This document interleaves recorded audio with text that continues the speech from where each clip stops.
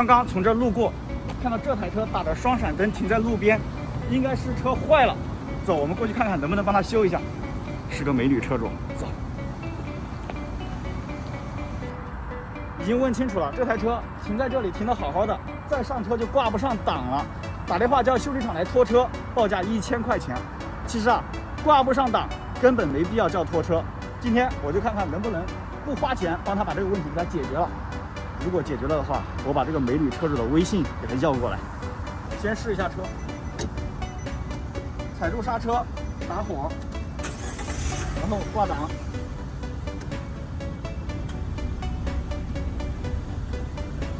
看到没有？的确是挂不进去。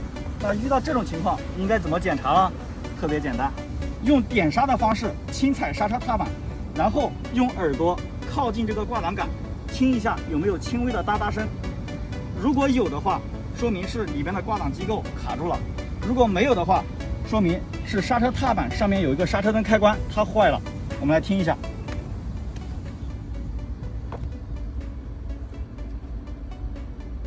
好，没有听到哒哒声，那就说明是刹车灯开关坏了。我们给它拆出来看看什么情况。你看啊，这个绿色的就是刹车灯开关，拆起来特别简单，把插头拔掉，然后逆时针轻轻一转就拆掉了。然后我们看看它到底是什么坏了，拿这个万用表测一下这2个端子是不是导通的，如果不导通就说明是它坏了。好，你看不导通就是它坏了。我们拆开看看怎么来修。这里有个卡子，给它撬出来。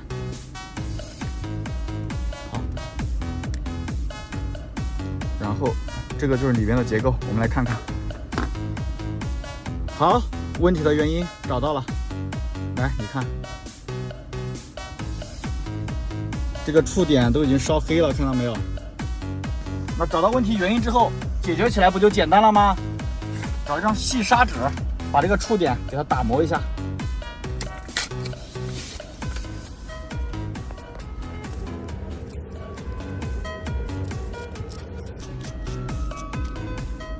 这边你看烧的，哇塞，也给它打磨一下。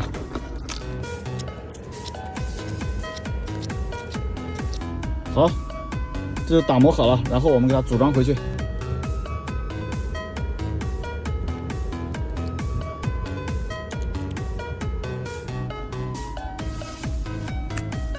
好，这就装好了。我们再来测一下，导通了，看到没有 ？OK， 这个刹车的开关已经组装好了。下面我们给它装车，看看效果。安装也很简单，把这个刹车灯开关给它插进去，然后顺时针一拧，把插头给它插上去，这就装好了。然后我们就来启动踩刹车，看看能不能挂档。启动，没问题，一把着。然后用点刹的方式来听一下这里有没有哒哒声，来，听到没有？有哒哒声，这就正常了吗？接下来就是见证时刻的奇迹，踩刹车，然后准备挂档，来，3、2、1，挂！哇，特别顺滑，问题已经彻底解决了，怎么样？是不是特别简单？